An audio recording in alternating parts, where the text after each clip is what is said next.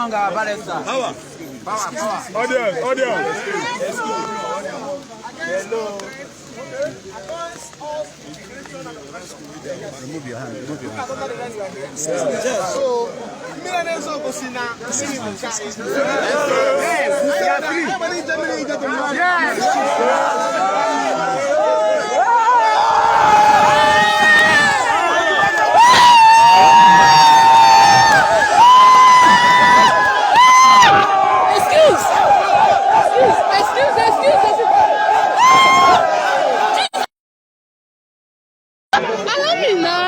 Audience, please. Allow me, please. Ma'am, Mr. Man, excuse me. Barrister.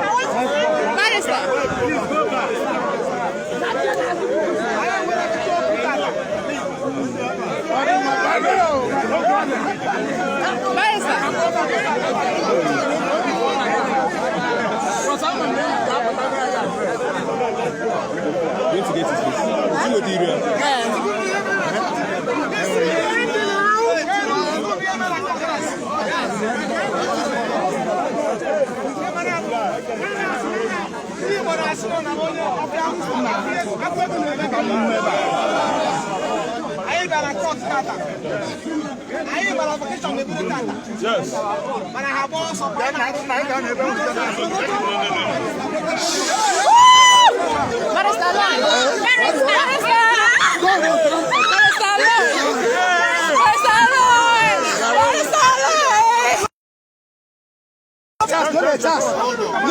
Give me a chance. Now, don't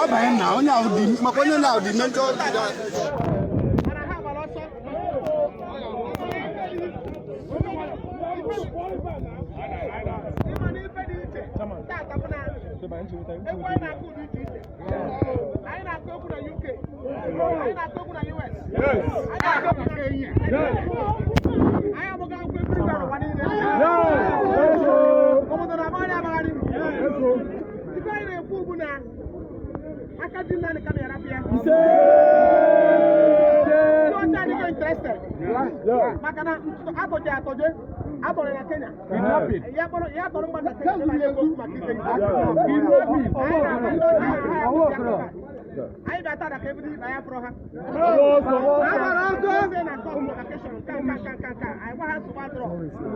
I don't want that.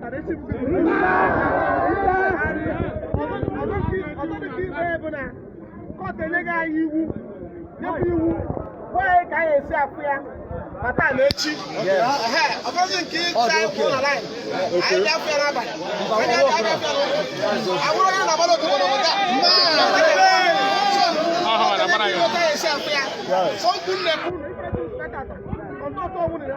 I've been very happy about it. I ain't that happy.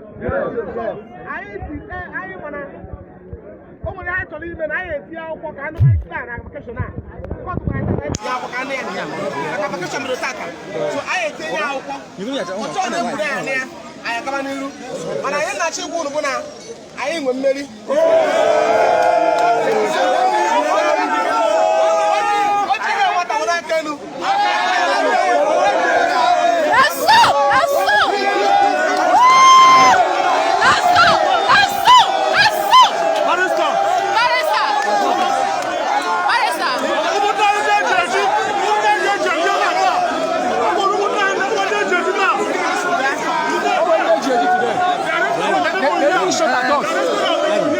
This is live in Abuja. Barrister is addressing youth, the Igbo youth.